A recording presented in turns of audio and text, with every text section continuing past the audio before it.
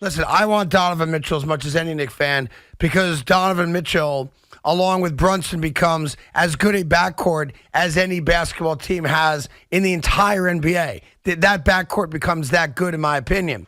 But I just need to caution all diehard Knicks fans. If they make the trade and they get Donovan Mitchell, the New York Knicks are not winning a championship with the team, however it be assembled, based on whatever pieces they give up, which would be very significant.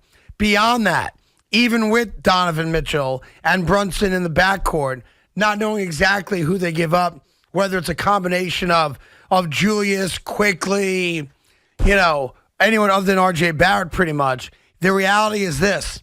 They're still not better than the Miami Heat. They're not better than the Milwaukee Bucks. They are not better than the Chicago Bulls.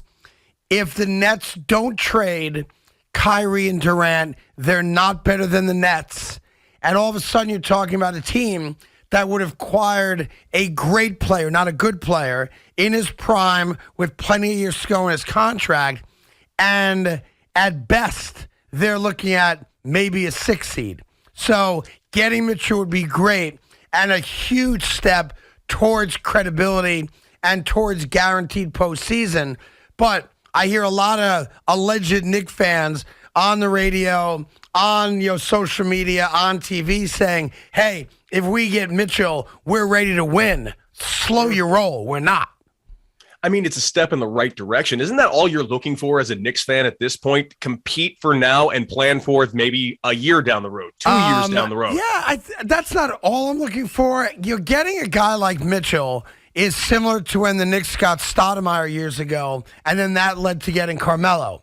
So part of this is getting a guy like Mitchell proves to the world that star players are willing to come play for the Knicks. Because there's been this kind of weird, I don't think it's factual, but there's a thought out there that that there's a bias against James Dolan and the Knicks. Don't go play for the Knicks. Don't go play in the Garden. I don't buy into that personally. I think that's BS, but it's out there, so it comes from somewhere, that rhetoric. So my feeling is that if you get a guy like Mitchell, look, we become a better basketball team, no doubt about it. I do believe it makes the Knicks a playoff team, a postseason team almost as a lock. But it's not enough to win a championship. But what it does is it sends the message to future free agents that Madison Square Garden is a great place for you to go because look who's there. So I do think it does. There's an intangible that Mitchell brings, a credibility that he brings amongst the younger generation of basketball players that might make the Garden more attractive than it is today. So I do think it helps them on the court. I think it helps them future recruiting for free agents. But I just want to caution everybody, it's not making the Knicks a champion today. It's not. Can I ask you a question here? Yeah. As someone that's not from New York, I'm an LA guy. I'm born and raised out in LA. But the Garden is, to me, the pinnacle of sports. That's where you want to be. It's a phrase. It's Carnegie Hall, the Garden. That's where you want to be.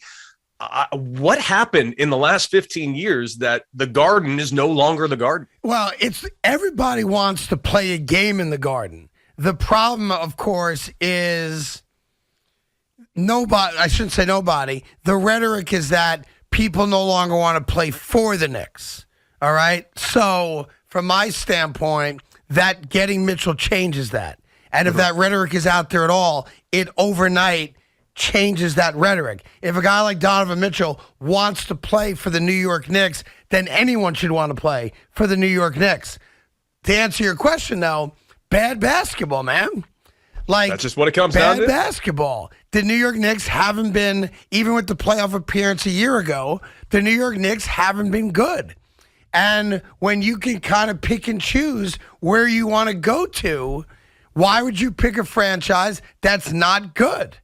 There's other places that are set up to win championships.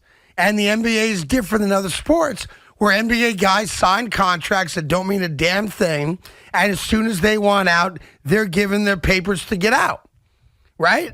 So I don't know whether you So if you're one of those guys, Why would you want to play for a team that sucks? That's all. I don't know if you believe in these type of things, Greg. I really don't. I actually want to know right now. Do you think this organization is snake bit? Do you think that there's an actual curse on this team? I don't believe in curses, but there's snake bit, yeah. Like, look, I was born in 1969, so I don't count 73. It's not fair. I don't remember it. I didn't see it. So for me, I had the mid-90s. Now, well, before that, I had, the Bernard King, Trent Tucker, Rory Sparrow Knicks, and then I had this great run in the mid-90s with Patrick Ewing and John Starks and Oakley and Anthony Mason and 80-point games and 2 trips to the NBA Finals. Yeah. But I haven't seen good basketball since then, and that includes the 150-win season that Carmelo had.